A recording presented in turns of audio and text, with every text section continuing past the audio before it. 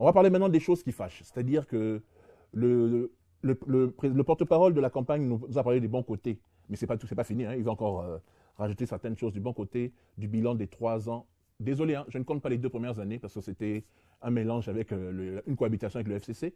On va parler du fait qu'à partir du moment où le président a réellement pris les rênes avec la nouvelle majorité à l'Union sacrée, on va parler des choses qui fâchent. Nous allons commencer tout d'abord par ce que le président lui-même a avoué lors de certaines émissions. D'abord, quand il a tourné avec moi la première émission qu'il a faite avec les médias congolais, d'abord la mienne. Ensuite, il a fait avec M. Lusakweno et madame, une collègue, disons. Oui, de la RTNC. De la RTNC, oui. Il a même dit aussi avec la porte-parole Tina Salama, il est déçu de son bilan par rapport à la justice. La première question sera posée par mon confrère Désiré, parce que c'est lui qui va être chargé de ça. La justice, pour lui, n'a pas fonctionné bien durant ces 5 années. Voilà. Donc, le président s'est plaint de la justice. Et beaucoup de gens étaient un peu indignés en disant, mais pourquoi, si lui s'est plaint, c'est lui le magistrat suprême, pourquoi? Il y a les cas camérés, on va pas remouiller les couteaux sur la plaie, mais ça sert à, il faut en parler. Il y a la corruption de la justice, il y a le fait que des jugements qui sont vendus au plus offrant.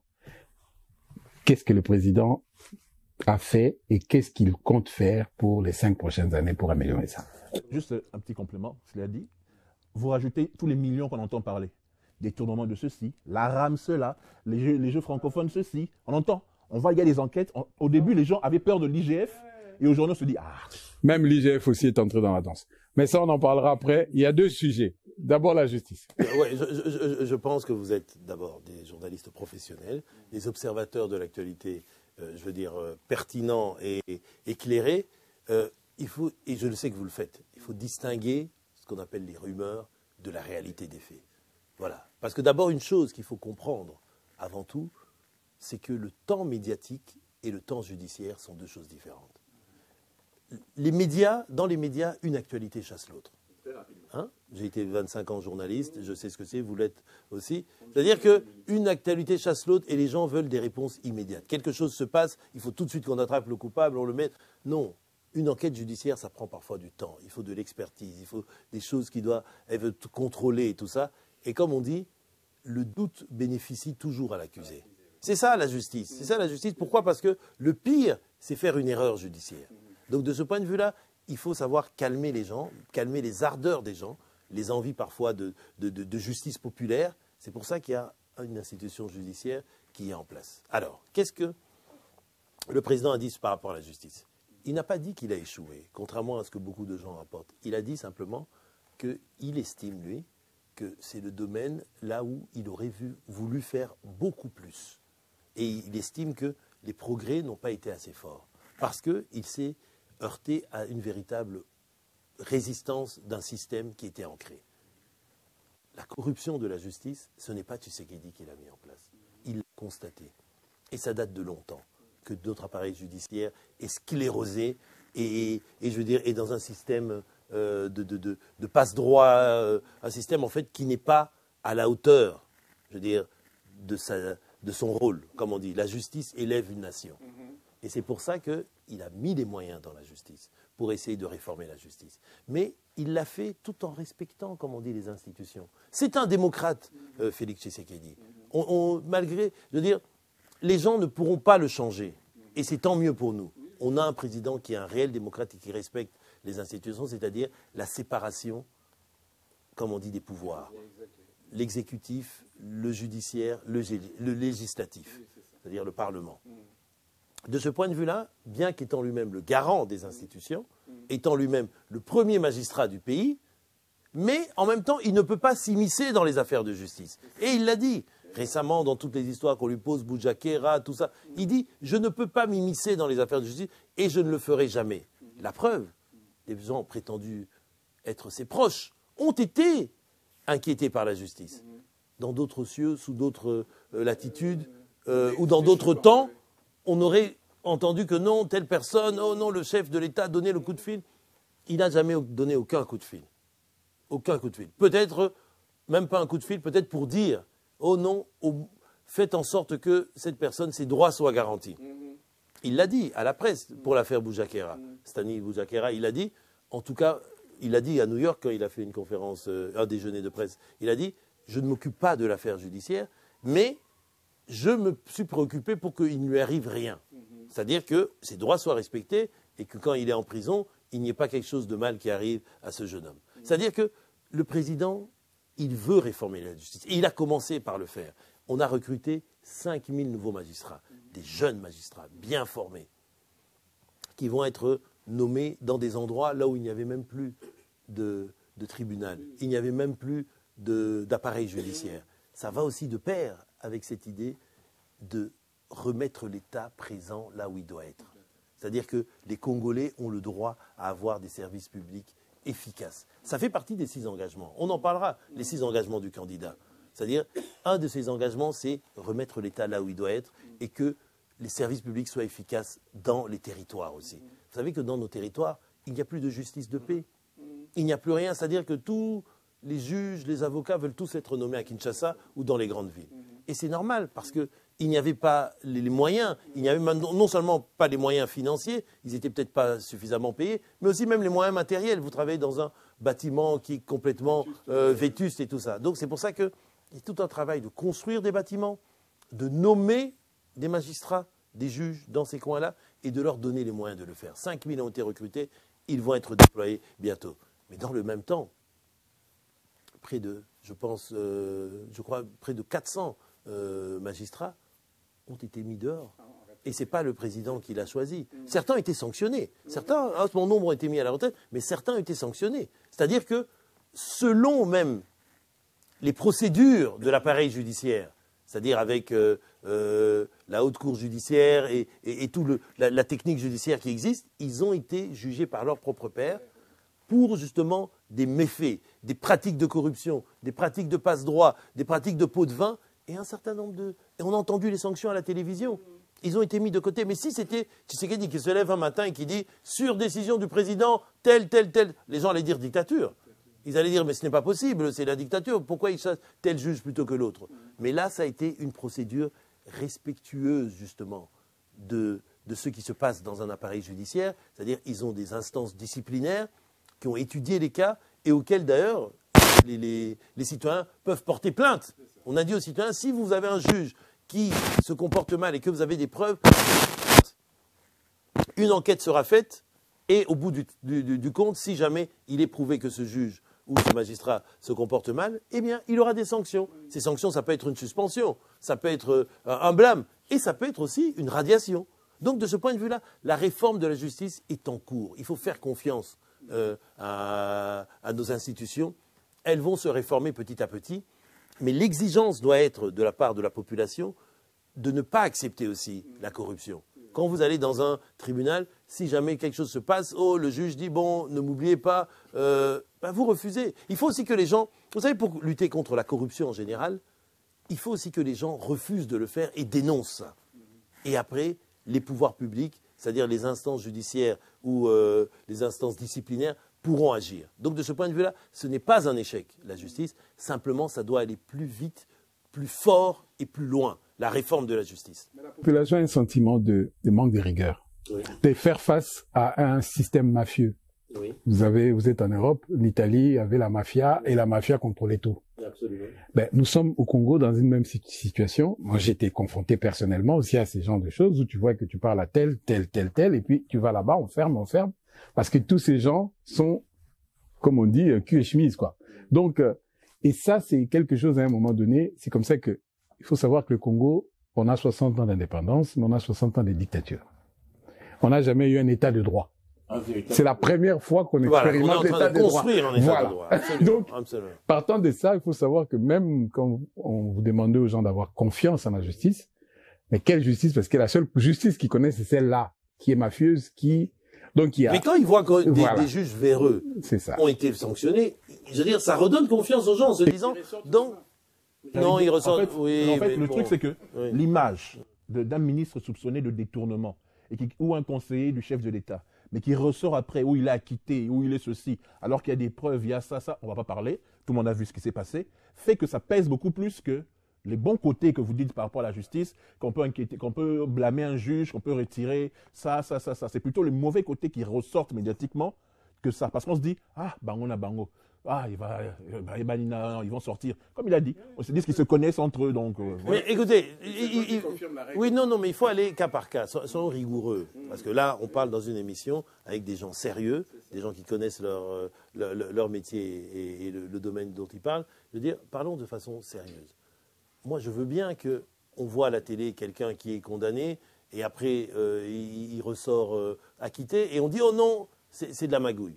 Mais est-ce que quelqu'un est parti, comme on dit, profondément dans le dossier pour étudier ce qui s'est passé? Vous savez que quelqu'un peut être libéré même pour un vice de procédure. Ça se passe aussi en Europe. Parce que les droits de l'accusé doivent être garantis. Les droits de l'individu doivent être garantis. Donc moi, je ne connais pas le détail de tous les dossiers qu'on pourrait ressortir ici.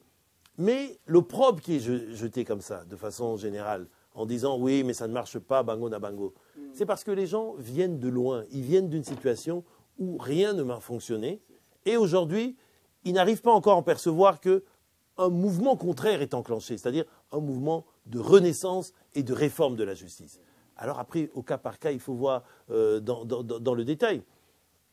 Un conseiller du président qui est accusé de ceci ou de cela, il a droit aussi à la justice. Donc si au terme de son procès, il s'avère que les preuves ne sont pas probantes et qu'on le libère, on doit l'accepter. Ce n'est pas parce qu'il est conseiller du président que lui est directement coupable. Vous voyez? Et il ne faut pas que nous, vous, les médias et nous qui nous occupons de la communication, on alimente ce genre de sentiment, de vendetta populaire en se disant parce que ces gens-là sont au pouvoir, donc ils sont forcément mauvais, ils sont forcément coupables. Non, ils sont redevables. C'est différent. Redevables, ça veut dire qu'ils doivent rendre des comptes à la population. Ça, oui, il faut l'exiger de nous tous. C'est pour ça que moi je dis toujours, à la place où on est, plus que des droits, on a des devoirs. C'est-à-dire, on a la chance et l'honneur de travailler près du président, d'être, comme on dit, faisant partie du pouvoir. Ça nous donne des devoirs et des responsabilités.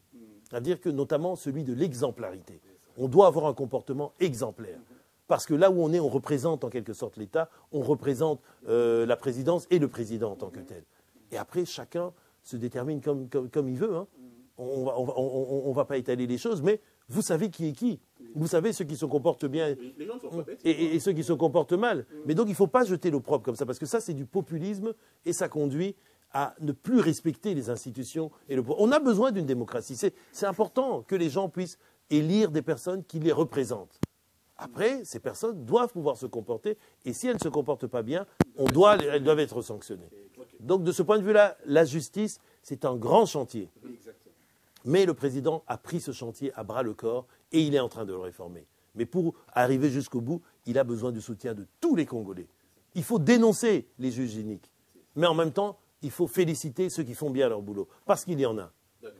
Alors là, on a parlé de la justice, et si je devais faire un résumé de ce que monsieur le porte-parole de la campagne du candidat numéro 20 vient de dire, la justice est en chantier, on est en train d'essayer d'améliorer les choses. Ce n'est pas en 3 ans que ça peut se faire. Absolument. Il faut surtout préciser que on a fait, comme il a dit, confrère, on a fait 60 ans de dictature, où c'était les puissants qui gagnaient tout le temps en justice. Ce n'est pas en 3 ans qu'on va réparer les 57 années qui ont précédé. Quoi. Absolument. Et on est en train de mettre en place un état de droit. Et dans ces engagements, il y a des choses qui vont se faire dans la justice, notamment la mise en place d'une justice de proximité, d'une justice dans les territoires, qu'elle se rapproche du citoyen. Que si vous habitez, je ne sais pas, Bunia, Katakakombe ou que sais-je, vous ne soyez pas tout le temps... Voilà, absolument. Okay. Mais là, sur place, vous pouvez... Et notamment ceux qui constituent un grand pan de la justice, c'est-à-dire les dossiers des conflits coutumiers, des conflits fonciers, parcellaires ou bien familiaux. Exactement. Donc il faut que la justice soit là pour les régler, avant que ça s'envenime et que ça conduise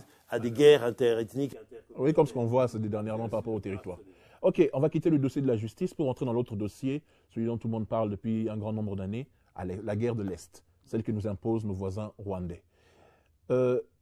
Permettez-moi de vous poser cette question en tant qu'homme des médias et puis surtout communicateur. Quand le président Tshisekedi arrive au pouvoir, je sais que c'est quelqu'un qui aime réconcilier les gens. Je sais qu'il voulait qu'on fasse la paix avec nos 9 voisins. Enfin, on n'était pas en guerre avec eux tous. On a fait venir le président du Rwanda chez nous, on a fait venir d'autres présidents et tout. Tout au départ allait bien, avant qu'ensuite, ils aient leur appétit vorace pour pouvoir attaquer l'Est. Les gens se sont posé la question, je fais encore l'avocat du diable, pourquoi être allé chercher l'EAC, qui n'est pas notre partenaire légitime habituel, Et pourquoi ne pas être allé à la SADC, comme le prédécesseur, je pense que c'était Mzé, si je ne me trompe pas. Oui, il est allé à la SADC, avec la Zambie, l'Angola et l'Afrique du Sud, bref, pour pouvoir nous aider alors que le président était en train de restructurer l'armée, à protéger l'Est. Pourquoi on est allé prendre des cousins? Parce que dans la logique familiale, Monsieur Nin, si j'ai un problème avec vous, je ne vais pas appeler votre cousin pour Assam Sabiso. Soyons sérieux. Je ne vais pas aller chercher votre petit frère pour dire non, empêche-nous de nous battre, empêche-nous de nous battre. Mais non. Je préfère appeler des vrais qui est en dehors de nos familles. Toi, viens, dis-lui que soit Kébité, ton métier. Les gens se posent la question, pourquoi être allé chercher l'EAC? Mais heureusement, pendant que nous sommes en train de faire l'émission, l'EAC se retire. Contrairement à ce que beaucoup de gens, je rigole, il y a un politicien qui avait dit que si le 8, l'EAC ne se retire pas, je vais voter Tshisekedi. On le connaît, il est pour le PPRD, mais je ne dirai rien. Bref. Oui. Pourquoi être allé chercher l'EAC? Je vous explique. Un pays n'a que la politique étrangère de sa géographie. C'est la géographie qui détermine votre politique étrangère parce que ça vous permet de voir quel est votre hinterland. On appelle ça hinterland, c'est-à-dire quel est votre espace de rayonnement. Et c'est votre géographie. D'accord? Le Congo ne va pas déménager et aller en Asie ou en Amérique latine. Il est là. C'est Dieu qui nous a placés là. D'accord? On a 9 voisins. On doit avoir des relations harmonieuses avec ces 9 voisins.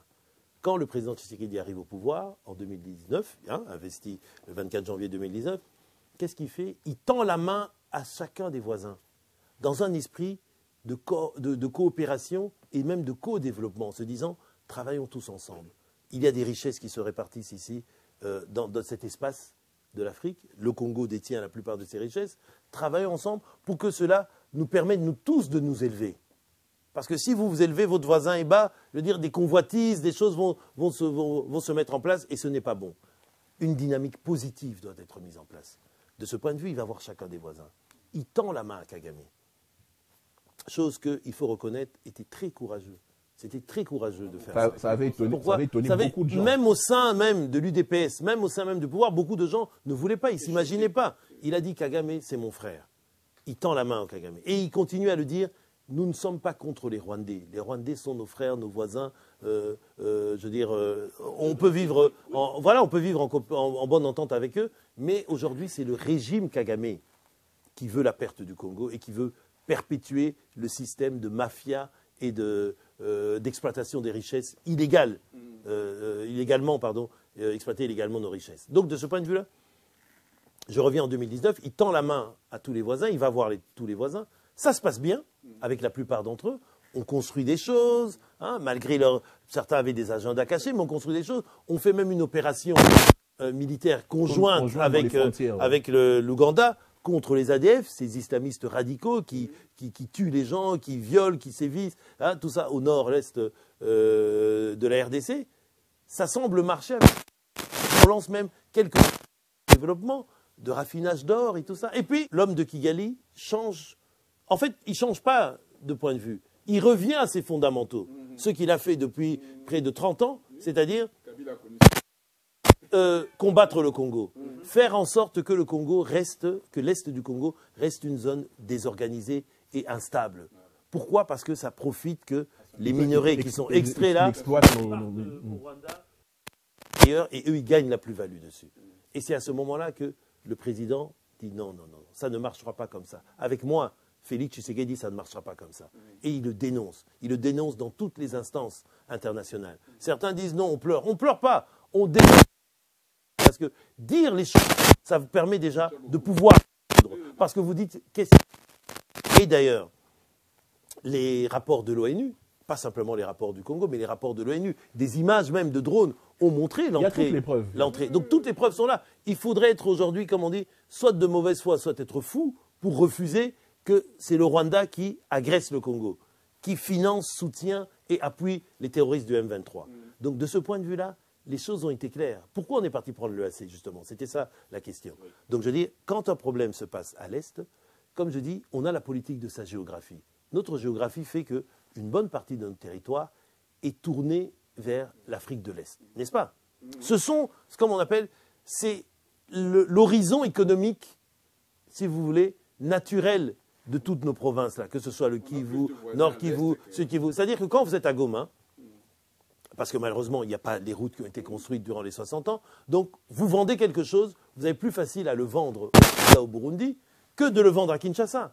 À Kinshasa, vous devez le mettre dans un avion, puis il doit traverser le pays, venir le vendre. Il doit faire, je ne sais pas, 3 heures de vol et venir le vendre à Kinshasa. Par contre, à Kigali ou à la ville qui est à côté, là, à Gisenyi, c'est juste 10 minutes, 5 minutes, 30 minutes en voiture et vous vendez vos histoires. Donc, c'est normal, comme on dit, c'est leur espace économique normal. On s'est dit, et le président a eu raison de le faire, pour que l'Afrique se développe, il faut qu'on fasse des regroupements sous-régionaux. Et d'ailleurs, le Congo, il est dans plusieurs regroupements, puisqu'il a 9 frontières.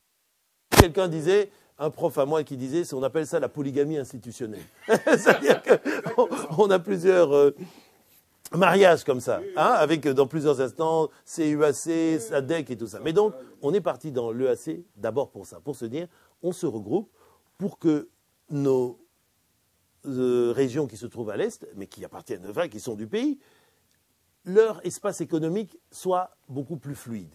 Parce que vous savez qu'au sein d'une instance, il y a comment je veux dire, des normes. Par exemple, on peut vendre les choses sans droit de douane, on peut baisser les droits de douane, on peut créer des corridors d'approvisionnement. Enfin, tous les économistes connaissent ça. Donc voilà pourquoi on est parti dans l'EAC. Et en même temps, il y avait le volet politique et le volet diplomatique, qui consistait à dire que quand on fait partie d'une instance, la première des règles, c'est qu'on vit en paix dans cette instance. On n'agresse pas son voisin, on vit en paix. Et ça a bien marché. Il y a eu le processus de Nairobi qui a été lancé. N'oublions pas ça. Il fait partie de l'EAC, c'est-à-dire l'East African Community, la communauté est-africaine. Que dit le processus de Nairobi? C'était, on regroupe les milices, les groupes armés, mais à une condition, qu'ils baissent les armes, qu'ils déposent les armes, et qu'ils acceptent de venir parler politique, société, tout ce que vous voulez. On leur a dit, vous êtes Congolais. Si vous êtes Congolais, vous ne devez pas tuer vos frères et vos sœurs. Donc, déposez vos armes, quelle que soit la raison pour laquelle vous avez commencé à faire la guerre, à faire vos actions militaires, déposez-les et on va se parler. Énormément, plus de 200 groupes ont accepté de le faire. Qui a refusé? Le M23. Pourquoi le M23 a refusé? On l'a compris, parce que derrière, il y avait Kigali qui tirait les ficelles. Donc, de ce point de vue-là, l'EAC, c'était plutôt quelque chose de bien. C'était quelque chose... Voilà, il y avait une dynamique positive. Et après, quand on a dit, OK, eux, ils refusent, donc on envoie des troupes de la part de l'EAC au Congo. Mais au moment où les troupes de l'EAC sont venues, le problème ce qu'on appelle en anglais « rule of engagement », les règles d'engagement militaire, malheureusement, elles ont été interprétées différemment par certains contingents que par d'autres. Oui. Disons-le, la vérité. Le contingent, par exemple, burundais, a fait du bon travail. Eux, c'est les seuls que tout le monde, même le président, les a félicités. Voilà, exactement. Le contingent kényan a peut-être mal interprété.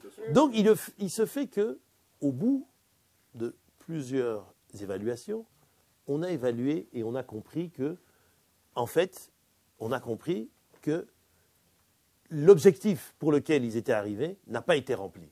Donc, la décision a été prise. Bye bye. Surtout les militaires ougandais, ils ont facilité. Voilà. Non, Kényan. Kényan, pardon. Voilà. Ils ont facilité certaines fois le M23 à prendre certains villages. Ça a été dénoncé. Ça a été même vu. Quand les FARDC s'arrêtaient de se battre, absolument, eux, ils les laissaient passer pour entrer prendre les villages. Donc, de ce point de vue-là, on leur a dit bye bye. Mais ce sont nos frères. Je veux dire, donc, nos frères africains, on leur dit merci, gentiment. Pouvez-vous vous retirer? Et maintenant, ce sera la SADC qui va venir. Parce que la SADC, aussi au sein de la SADC, il y a des règles qui imposent qu'il faut venir en aide à un pays membre, un pays frère qui est menacé, qui est menacé armé. Donc de ce point de vue, la SADC va venir, mais avec ceci de différent que les règles d'engagement des troupes de la SADC, qui vont arriver là vers le 10 décembre, ils vont arriver, donc c'est-à-dire dans 1 ou 2 jours. Au moment de l'enregistrement. Oui, exactement, avec 3 pays qui sont pourvoyeurs de troupes. Le Malawi, la Tanzanie et l'Afrique du Sud. D'accord? Et eux, ils ont des règles d'engagement bien précises. Ils sont là pour appliquer notamment ce qu'on appelle la feuille de route de Luanda. La feuille de route de Luanda, ça a été bien défini, parce que les deux processus se complétaient l'un l'autre. Processus de Nairobi, processus de Luanda, avec la caution même de l'Union africaine. Et dans la feuille de route, justement, de Nairobi, qui comprenait les deux, c'était quoi? Pour le M23, cesser le feu. Le M23 doit reculer dans des portions de territoire où il avait été défini. Et ensuite, déposer les armes, des armements, cantonnement, notamment certains devaient être cantonnés au Maniema, à Kindu. On a même réhabilité déjà les casernes. Et puis à partir de là, on allait voir. Ceux qui sont rwandais, ils rentrent au Rwanda. Ceux qui sont congolais, ils peuvent rentrer dans le PDDRCS, c'est-à-dire le processus de démobilisation, désarmement, réinsertion sociale et tout ça. Ouais. Donc, les choses sont signées, elles sont bien écrites et, comme on dit, le chronogramme est bien écrit. Le problème, c'est que le M23 n'a jamais respecté ça. Et pourquoi il ne respecte pas ça? Parce qu'ils sont soutenus par le Rwanda. Et nous, on ne peut plus l'accepter. Voilà pourquoi, et je terminerai par là, on ne négociera jamais avec le M23. Et que ceux qui disent non, négocier, non, on ne peut pas négocier avec des terroristes. Parce qu'on leur a donné la chance de pouvoir déposer les armes et rentrer dans un processus de dialogue. Ils ont refusé, donc on ne négocie pas.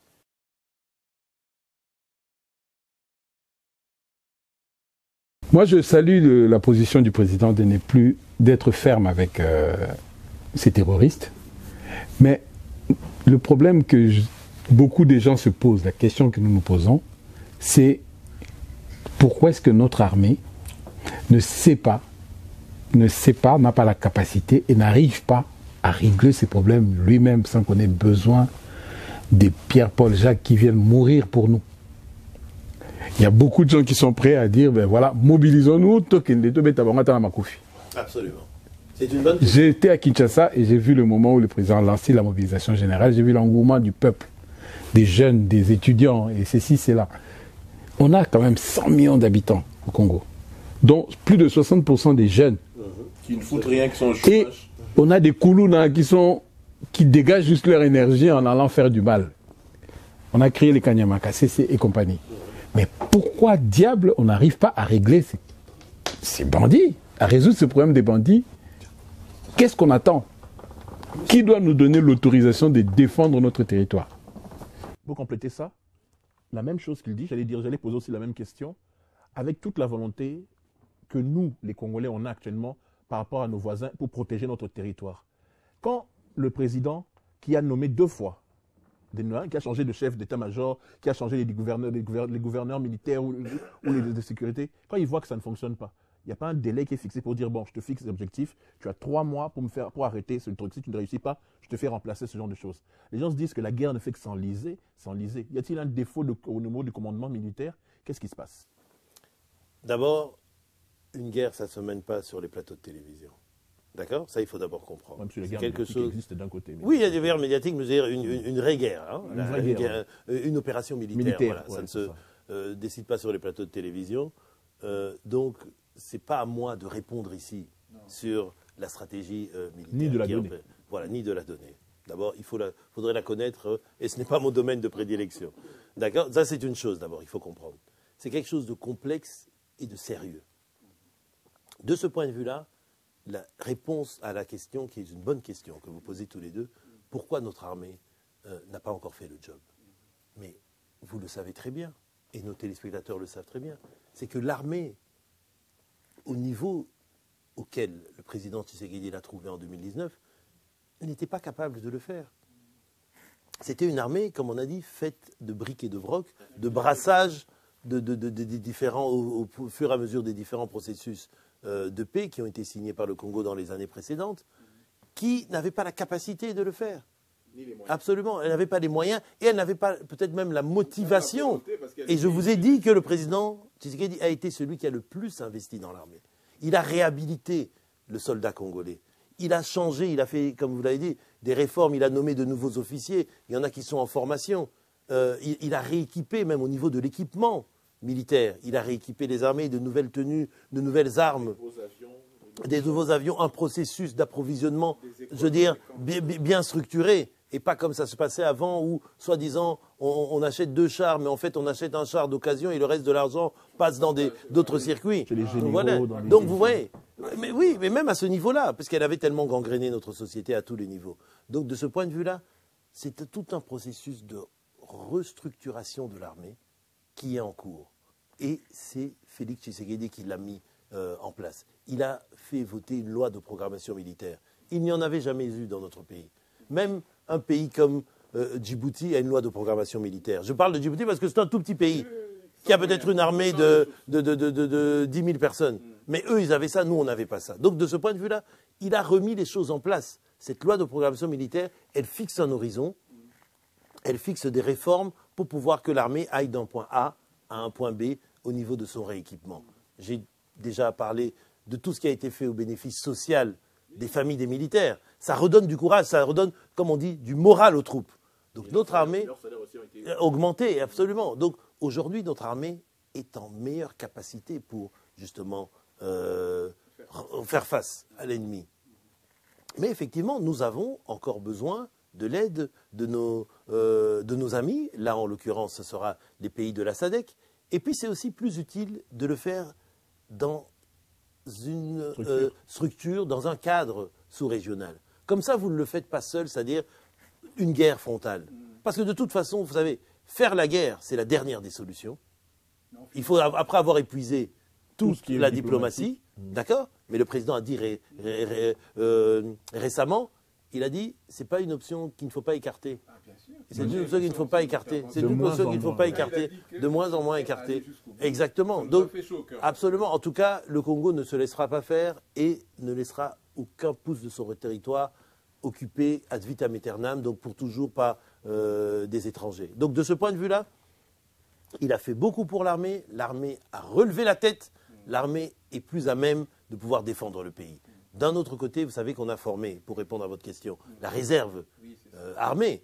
Et ce sont tous ces jeunes, près de 50 000, en tout cas aux dernières nouvelles, qui sont formés dans les bases militaires pour pouvoir acquérir les exercices de l'armée et pouvoir... Parlant, avec tout ce qu'on a comme population, surtout les jeunes, on pourrait avoir une armée d'1 million de personnes. On pourrait avoir une armée d'1 million de personnes, mais c'est peut-être quelque chose qui est dans les perspectives. C'est peut-être quelque chose, en tout cas, les perspectives, c'était une armée de 500 000 personnes.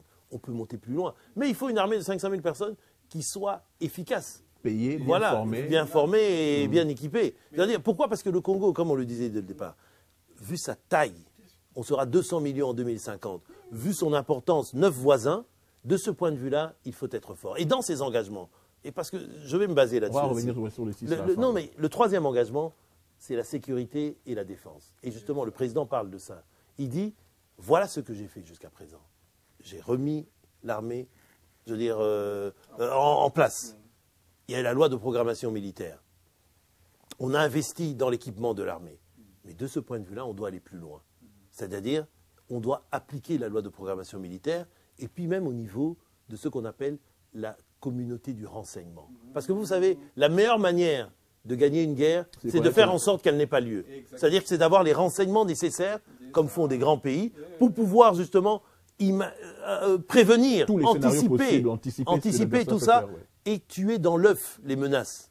Et c'est pour ça, je sors de ce qu'on dit pour parler de l'actualité, c'est pour ça que en Israël, vous avez entendu tous les débats qu'il y a eu. On a dit, mais comment ça se fait que le Mossad, le Shin Bet, c'est ça, avec tous ceux qu'ils ont, ils n'ont pas vu. Prévoir l'attaque des terroristes du Hamas. Donc de ce point de vue-là, c'est ce qu'on va faire aussi. Et on a déjà commencé à le faire, à réformer toute, comme on appelle, la communauté du renseignement, pour qu'on puisse anticiper, pour que nos services de renseignement soient réellement là pour prévenir les menaces du pays, les anticiper et donner des solutions, et qui ne soient pas là pour menacer la population. Parce qu'à l'époque, vous savez, l'homme le plus craint, c'était Kalev, à l'époque de l'Ancien Régime. C'est-à-dire, vous faisiez quelque chose qui ne plaît pas au régime, hop, on vous arrête. Mais un service de renseignement ne doit pas être là pour terroriser sa population, il doit être là justement pour surveiller et protéger sa population. Et c'est ce changement de paradigme que Tshisekedi est en train de mettre en place. C'est toute une chose qu'il faut mettre en place. D'un point de vue, par exemple, diplomatique, qu'est-ce qu'il dit aussi? On a relancé notre diplomatie et on va même relancer que les attachés militaires dans chaque ambassade.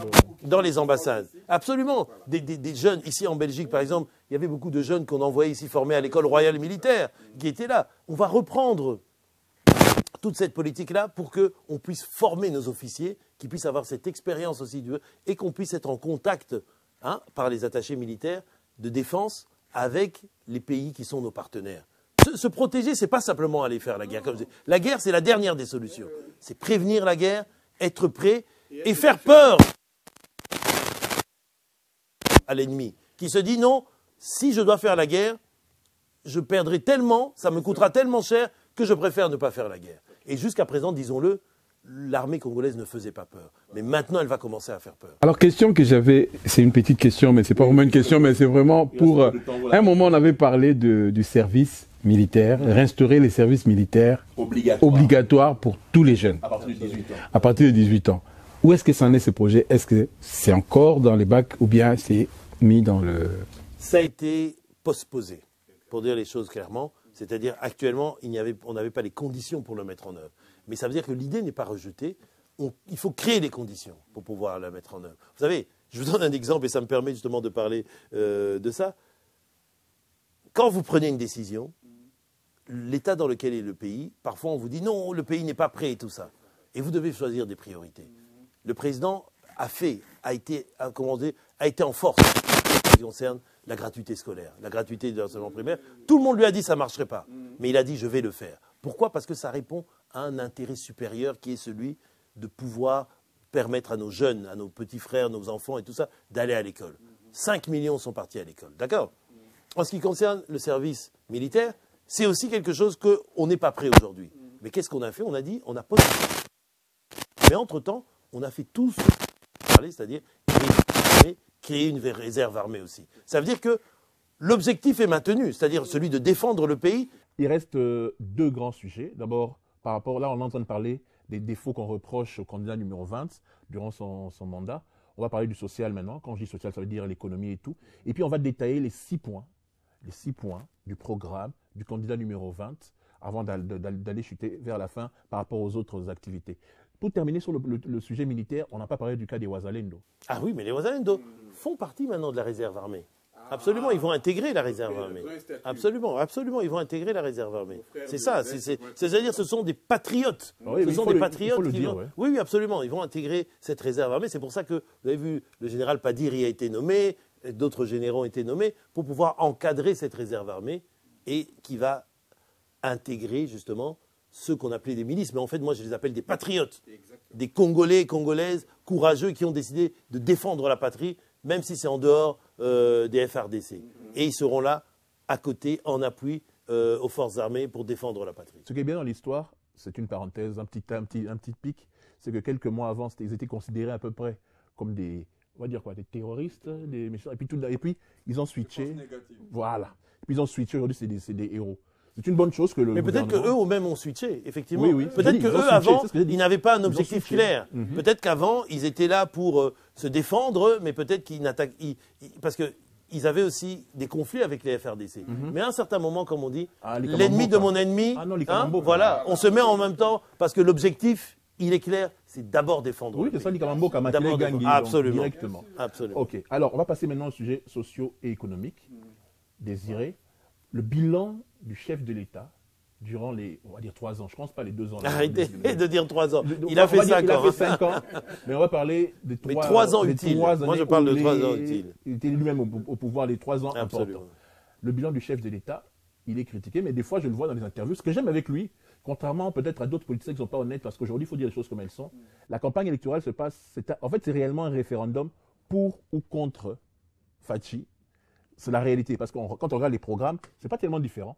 C'est juste que pour ou contre qui continue, c'est ça en fait le vrai truc. Comme il avait dit lui-même à la fin de son discours à la nation, à vous de décider si vous voulez qu'on consolide des acquis ou si vous voulez tout recommencer à zéro.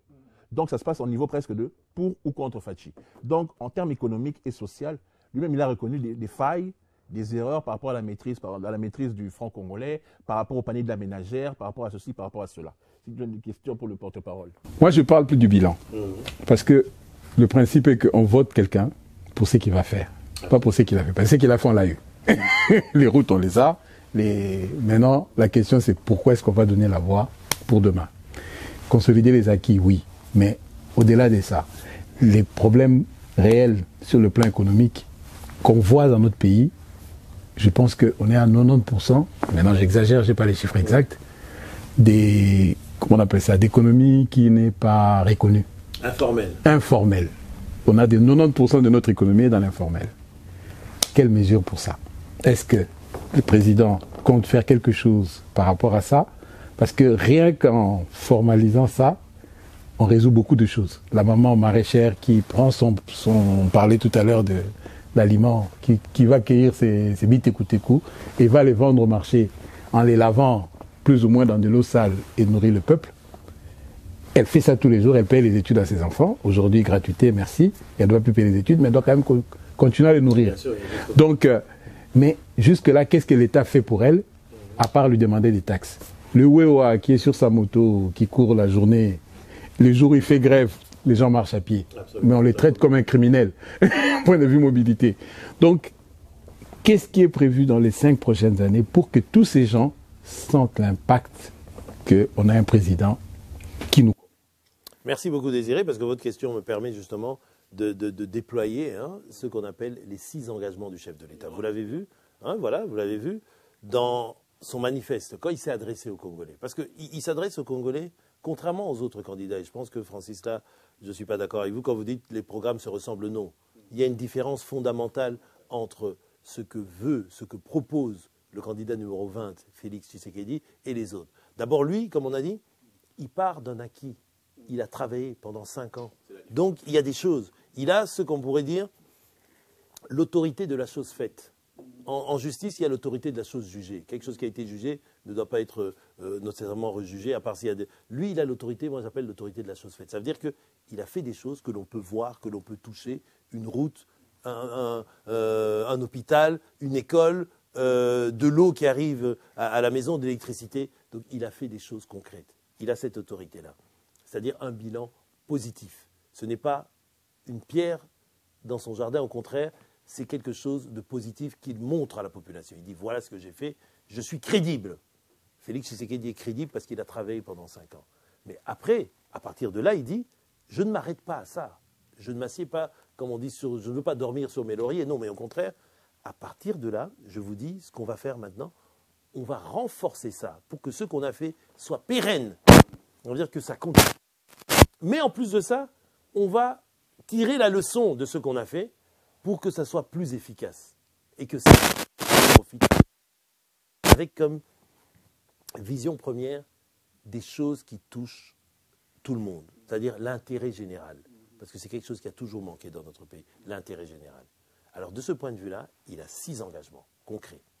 Le premier engagement, c'est l'emploi, parce que comme vous l'avez dit, 100 millions d'habitants, 60% de moins de 20 ans, c'est-à-dire beaucoup de jeunes qui arrivent sur le marché de l'emploi et qui n'ont pas de boulot. Ouais. Malheureusement, je veux dire, c'est un malheur pour eux, c'est un manque de dignité parfois même pour eux-mêmes. 30 ans, 25 ans sans boulot, ils veulent fonder une famille, mais il n'y a pas les moyens. Ils sont toujours coincés chez les parents. Ils sont toujours coincés chez les parents. Et les parents, pour eux aussi, c'est un malheur, c'est une charge. Comme on dit, dans l'ancien temps, avoir beaucoup d'enfants, c'était une sorte d'espoir de l'avenir, parce que les enfants, dans un milieu rural, allaient reprendre le champ et traite des parents. Mais dans un milieu urbain, avoir 7 enfants, ça devient une charge, parce que vous devez payer. Et vous dites, eux aussi vont avoir des enfants, mais ils n'auront pas d'argent, donc c'est toujours moi, le parent qui va... Oui, les petits enfants naissent dans les parcelles, ça continue comme ça. Absolument. Donc de ce point de vue, la première des priorités, il y en a 6 qui se renforcent les unes les autres. Je vais les citer assez rapidement. Mais la première, c'est l'emploi. Et il y a un engagement précis. Le candidat numéro 20, Félix Tshisekedi, dit « Si vous me donnez votre confiance et que vous me réalisez, je vais créer 6 400 000 emplois en 5 ans. » Et il explique comment il pas simplement annoncer comme ça. Il explique comment il va le faire. Il détermine aussi les domaines. Et quand on dit 6 400 000 emplois, c'est parce qu'on l'a étudié. Et ça, ce sont des emplois qui ne sont même pas dus à la dynamique économique. C'est des emplois qu'on va créer apparemment. D'un domaine bien précis, on va formaliser ce qu'on appelle toutes les petites unités productives, créatrices de richesses dans nos villes et nos territoires. Exemple, une maman maléwa, comme on dit, un restaurant de rue. Aujourd'hui, elle fait son restaurant, elle emploie peut-être 2 ou 3 jeunes filles qui l'aident à préparer parce qu'elle est sur un trottoir, en face il y a un ministère, donc les gens viennent manger. Demain, elle tombe malade, la société est finie, l'argent ne rentre plus, tout le monde perd son boulot.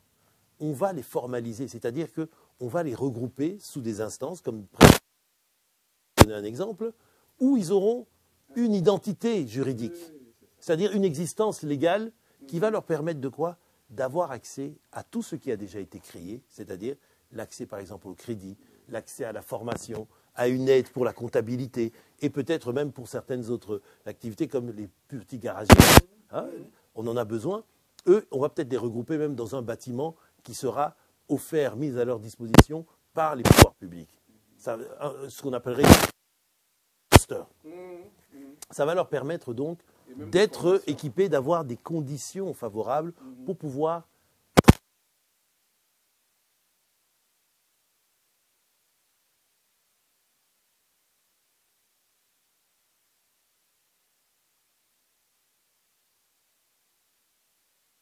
de la sécurité sociale. L'accès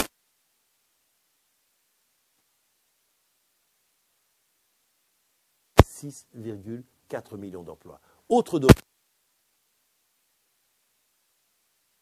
ces 6 millions, c'est par exemple le domaine des infrastructures et de l'assainissement des villes. On va continuer à créer plus d'écoles. Ça va employer des gens. Ça va, comme on dit, ce sont des activités à fort taux de main-d'œuvre. Parce qu'il faut casser la caillasse, vous connaissez notre pays, comment c'est. Donc ça va employer les gens du territoire. Et puis assainir les villes. On a des grandes villes. Kinshasa, 15 millions d'habitants. Kinshasa produit 2000 tonnes de déchets par jour. C'est terrible. Et ces déchets-là, on les voit. Ce sont les bouteilles plastiques qui remplissent les caniveaux, les sachets et tout ça. Donc il faut assainir tout ça. Il faut recycler tout ça. Il y a tout un chantier. L'emploi. Voilà.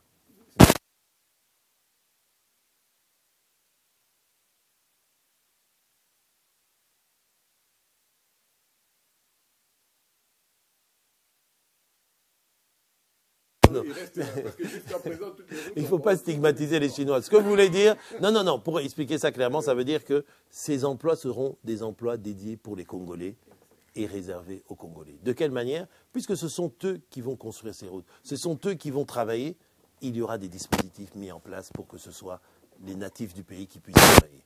Et si on a besoin d'une expertise pour travailler le plan général, pour amener des engins, on le fera. Mais l'objectif, c'est comme j'ai dit, c'est créer des emplois pour les Congolais. Faire importer, pourquoi pour une grande ville comme Kinshasa? Pourquoi? Parce qu'il y a des gens qui se sont placés dans ce domaine-là et le système fait que ces gens-là préfèrent importer. Ça revient moins cher de faire venir des tomates du Brésil à Kinshasa que de faire venir ces tomates ou des de Goma. Du Portugal que de prendre. C'est absurde. Donc, vu là aussi, justement, un des domaines de création d'emplois, ce sera justement celui de l'agriculture.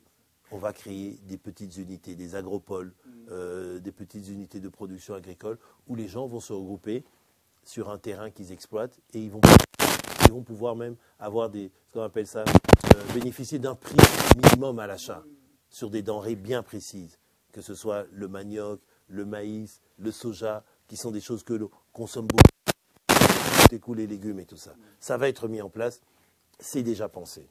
D'accord? Donc il y a ce domaine, l'emploi premier. Deuxième priorité, parce qu'il ne suffit pas d'avoir un travail, il faut encore que ce travail vous permette de vivre. Donc la deuxième priorité du chef de l'État, c'est le pouvoir d'achat. D'accord? On appelle le peuple d'achat. Absolument.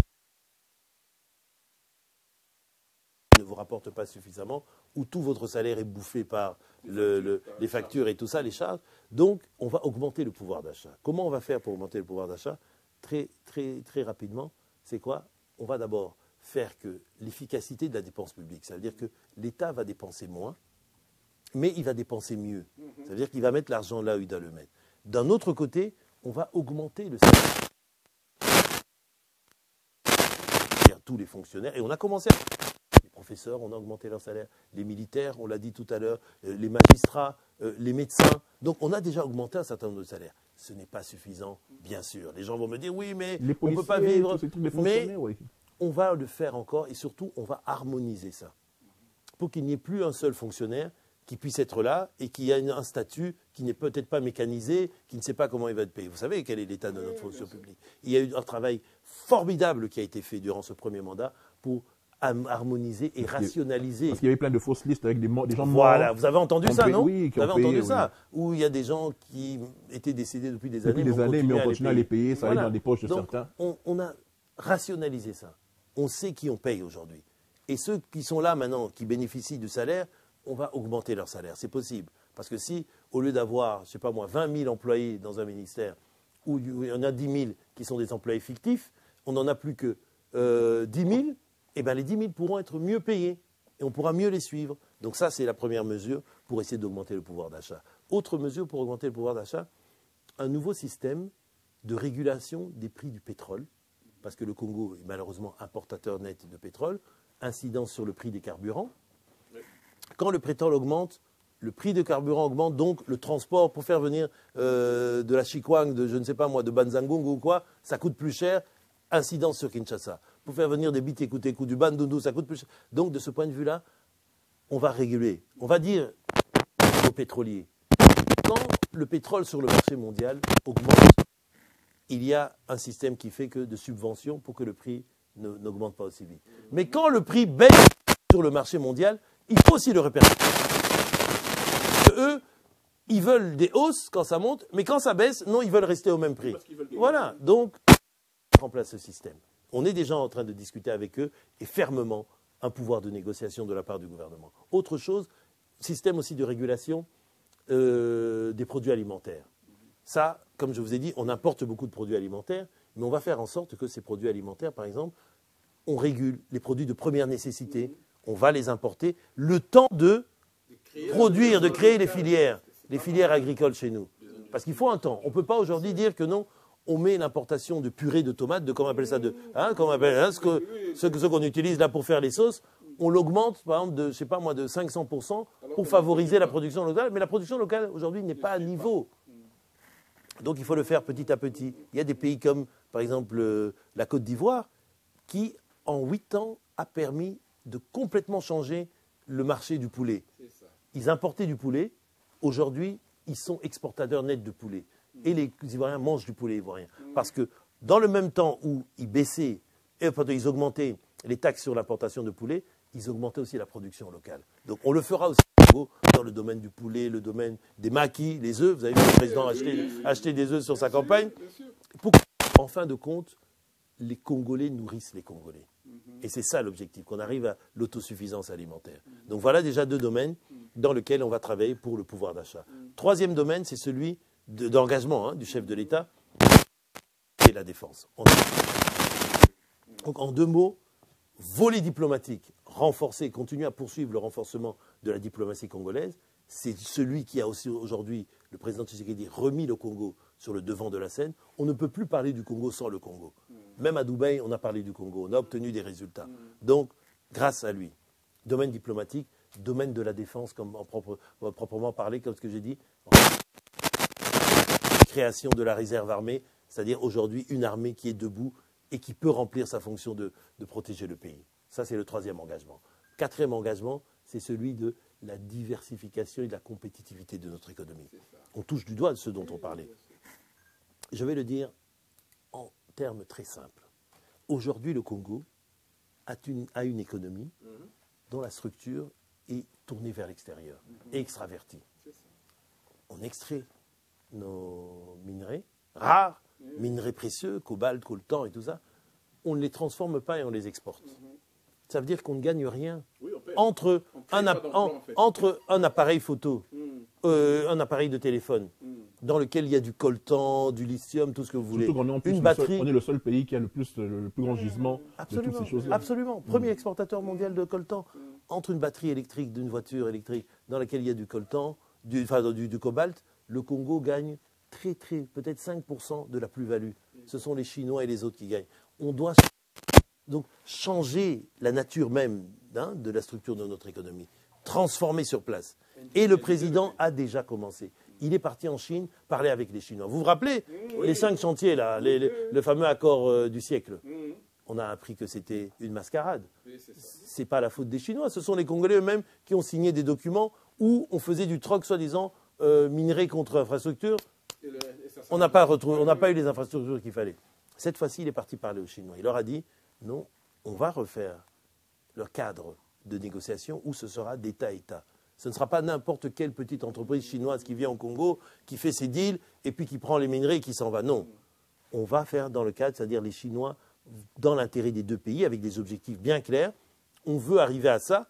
Le pays, la Chine, va nous recommander des entreprises qui viendront travailler et qui seront sous sa surveillance. Donc si ça se passe mal, on se retourne vers Pékin, on leur dit non, mais qui vous nous avez envoyé là?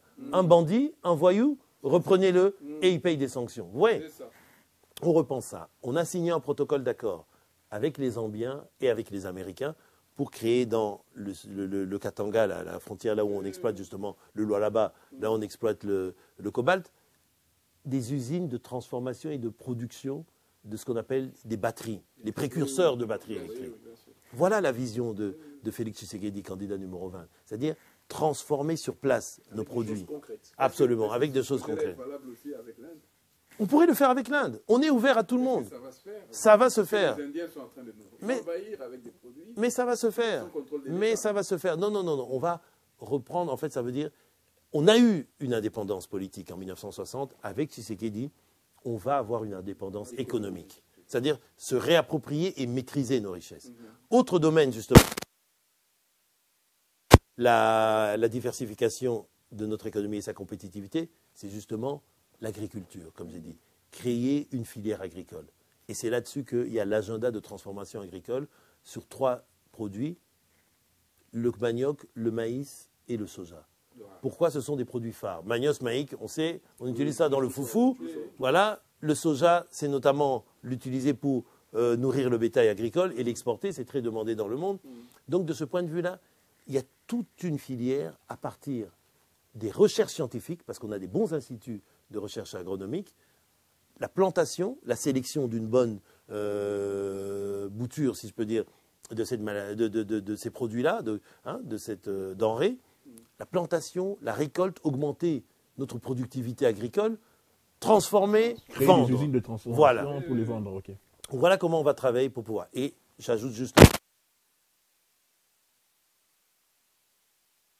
une banque de développement économique. Merci, On en avait besoin. J'allais dire ça parce qu'on n'a pas de banque proprement congolaise. C'était incroyable ce truc. Bien sûr. Donc Oui. c'est des fonds.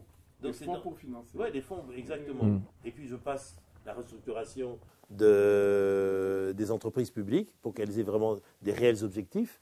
Et puis aussi la recapitalisation de la Banque centrale.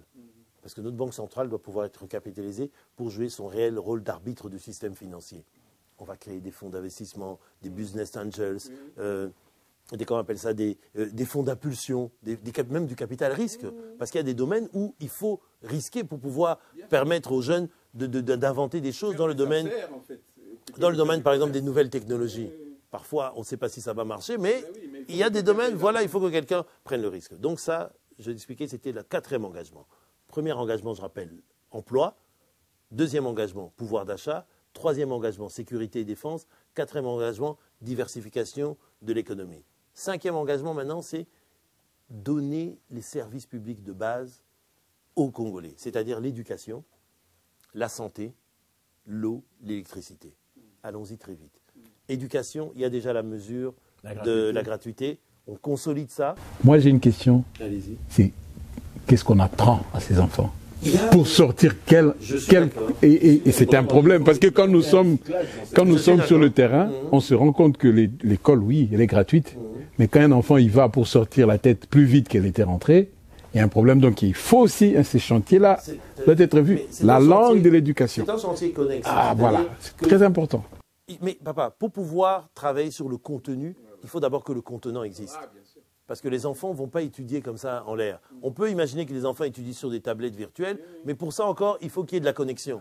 Et il y a des coins du pays où il n'y a même pas de réseau Wi-Fi ou de réseau. Voilà. Donc on fait les choses petit à petit. La première chose, on a construit des écoles pour que ces enfants puissent être dans l'école. On va réhabiliter par exemple ce qu'on appelle les repas scolaires. Ça va être aussi un incitant, les cantines scolaires, pour que les parents mettent leurs enfants à l'école en se disant au moins à l'école il va avoir à manger.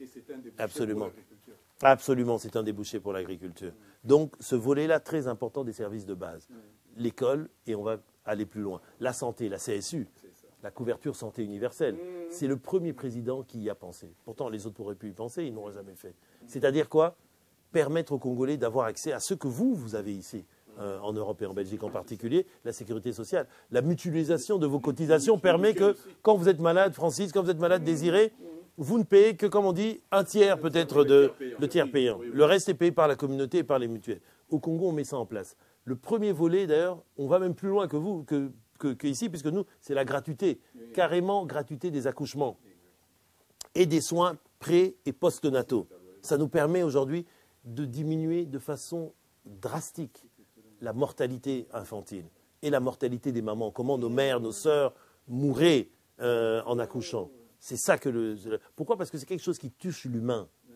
Et le leitmotiv, c'est-à-dire la vision du chef de l'État, c'est de renforcer le capital humain au Congo. C'est-à-dire que donner au Congo, aux Congolais, aux Congolaises, la santé, l'éducation, pour que plus tard, eux, ils aident à monter ce pays plus haut. Donc, je viens de parler du 5e, c'est-à-dire les services publics de base. L'eau, l'électricité, j'en passe, centrale de Boussanga, d'autres centrales qui vont être... Et notamment des petites centrales solaires et des petits barrages hydroélectriques qui vont être mis dans les territoires pour qu'ils fonctionnent de façon presque autonome. Absolument, absolument. Mais les coupures de courant, ce n'est pas Tshisekedi qui les a amenées. Hein. Malgré... Oui, mais certains disent ça, mais ils oublient que quand ils étaient au pouvoir, ils n'ont rien fait pour améliorer les coupures de courant. Soit, passons. Donc, c'est-à-dire les services, voilà, les services de base vont être donnés aux Congolais. Dernier engagement, dans le cadre de la décentralisation et de la déconcentration de l'État, on va amener l'État près du citoyen, dans les territoires. C'est-à-dire que maintenant, je donne un exemple simple, pour avoir votre passeport, si vous habitez, je ne sais pas, Katakakombe, vous n'avez pas besoin d'aller à Kinshasa. Il y aura un représentant de l'État sur place. Donc vous achetez, vous prenez votre passeport, vous pouvez partir dans un autre pays pour votre business ou pour autre chose. On va amener la justice. On va amener la justice aux citoyens dans les territoires. Même les services administratifs. C'est-à-dire déconcentrer l'État. Que tout ne se reste pas figé à Kinshasa. Et ça, c'est un chantier énorme. Avoir des services publics efficaces. Et notamment, vous parlez des provinces tout à l'heure. On va élire les assemblées provinciales, les gouvernements. Que les provinces puissent se concentrer sur les fondamentaux du développement. C'est-à-dire les circuits agricoles, créer les circuits agricoles et permettre aussi aux gens de pouvoir se nourrir et s'éduquer. Quand je vois tout ce qui a été cité comme priorité, je ne vois pas l'augmentation de la recette de l'État. Mais si, comment on finance ? Mais bien sûr, l'augmentation de la recette viendra, puisque si on crée plus d'activités économiques, si on crée 6,4 millions d'emplois, ce sont des gens qui en fait ne payent pas. Ils étaient hors des radars de l'école dans l'informel. Aujourd'hui, ils vont rentrer dans le système formel, ils vont cotiser, il y a des taxes qui vont être... Il y a une activité économique, ils vont se déplacer, ils vont prendre des voitures, payer de l'essence. Donc tout ça va générer ce qu'on appelle un cercle vertueux. Et encore, comme je dis, là, ce n'est que de l'emploi qui va être créé en faisant, si tu veux, apparaître ce qui était caché. Puisque de l'informel, on passe au formel. Mais en même temps, la croissance économique, elle continue. Tout ce qu'on a travaillé sur l'amélioration du climat des affaires feront que des investisseurs viendront. Donc, les 6,4 millions d'emplois, c'est le minimum, chers amis. C'est le minimum. Si la dynamique va mieux, et si le monde aussi s'améliore, c'est-à-dire la crise, par exemple, au Proche-Orient et en Ukraine, trouve une solution, ça veut dire qu'il y aura de nouveau une demande de matières premières qui se fera sur le Congo. Le prix du cobalt, du lithium et tout ça va augmenter. Et si nous, on commence à construire des usines, ça veut dire qu'on vendra des choses avec une plus-value, on gagnera plus. Donc, c'est toute une dynamique, comme on dit. Donc, vous commencez sur des choses, mais si ça marche bien, ça va ajouter encore un cercle vertueux. Alors, là-dessus, quelque chose qui est très important. Par rapport à ça, le chef de l'État, lui, il a décidé, dans les 5 ans, les 5 prochaines années, s'il est élu, de lui se concentrer personnellement sur 3 domaines. Le domaine des routes de desserte agricole, d'accord ? Le domaine des villes assainies et connectées, et puis le domaine aussi de le fait qu'on va donner de l'électricité aux gens, l'énergie. C'est très important, parce que sans énergie, il n'y a pas d'industrie. Sans énergie, il n'y a rien. Et c'est pour ça d'ailleurs qu'on prévoit de relancer le projet de Inga 3.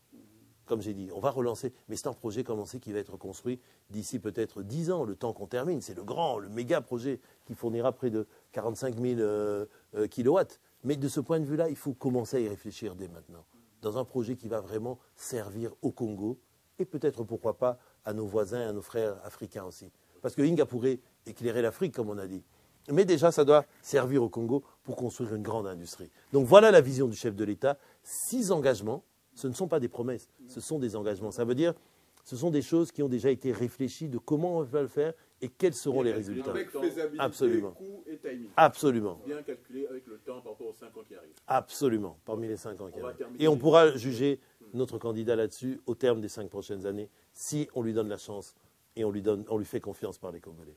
Concrètement, bateau baotala yo na minito ils ont les réseaux sociaux et dans le monde. Ce qui va sur par exemple 2 minutes convaincre yé à voter numéro 20. C'est-à-dire à passer sous chance pour Azonga parce que yé azoli lanzala, y a Monique et Makambezo avancé té, y a Monique donc depuis qu'il est là espoir boy, quoi ça bango nini. Pas avec des mots savants, pas avec des chiffres, pas avec ceci cela. Concrètement, baotala caméra ils en face na yo. Oyeb c'est nini pour voter numéro 20. Naïm, ça, Baninga Nabiso, Bandeko Nabiso, que il faut tout voter candidat numéro 20, Félix Antoine Tshisekedi Tshilombo, pour une raison mokogaga, que yende alingi mboka. Alingi mboka, Congo Nabiso, pe alingi ba Congolais. Aza, candidat, au moko, donc ayebi Congo, alingi mboka Nabiso. Parce que Oignon soit sali durant les 5 premières années, Moutou Mokote à Salango da Congo. Jamais Moutou à Sala. École gratuite, école primaire gratuite. Jamais Moutou a ça la maternité, accouchement gratuite. Personne, Moutoumoko a Pessabatou, accès à l'électricité, accès à l'eau, et Nabilo Komososo. Donc, Toebi que vraiment, candidat numéro 20, Aza vraiment pur Mwanamboka. Et Alingi Mboka Oyo, et Alingi Ba Congolais. Donc, Ba Congolais, Bo Salé confiance, et Bo Pessaye, second mandat, Boko Mona, Dede, Toko Tongi Samboka, Biso Banso. Mesdames et messieurs, nous sommes arrivés à la fin. C'est le 5e numéro de Face à la presse. Nous sommes là pour pouvoir poser des questions à ceux qui vont diriger notre peuple, à ceux qui dirigent notre peuple. Si certains ont pris peut-être mal certaines questions que j'ai posées, que M. Désiré a posées, on doit se mettre à la place du peuple des fois. On n'est pas des djaliloïstes. Nous sommes là pour poser des vraies questions. Et ce dont je suis content, c'est que M. Nindou n'a échappé à aucune question, n'a fui aucune question. Comme le président le fait souvent quand il est en interview, il faut demander les choses qui sont vraies et telles qu'elles sont. Quand ça va, on dit que ça va. Quand ça ne va pas, on dit que ça ne va pas. Mais on promet d'améliorer. C'est comme ça que le pays va évoluer. Nous tous, on veut que le 20, tout le monde aille voter en son âme et conscience. Ne suivez pas les promesses. Regardez ceux qui ont réalisé ce qu'ils ont dit. Regardez ceux qui vont réaliser ce qu'ils promettent. Parce qu'en fait, les promesses ne sont faites que pour ceux qui y croient. Bolanda ba t-shirt, bolanda ba larte, bolia ba la ba tout so boningi. Mais quand vous serez devant le bulletin de vote, sachez qui travaille réellement pour le peuple et non pour les étrangers. Sachez-le. Merci beaucoup. Je suis Francis Kakonde. C'était Face à la presse, épisode numéro 5. Bonne soirée, bonne journée. Ça dépend à quel moment vous allez trouver cette vidéo. Merci.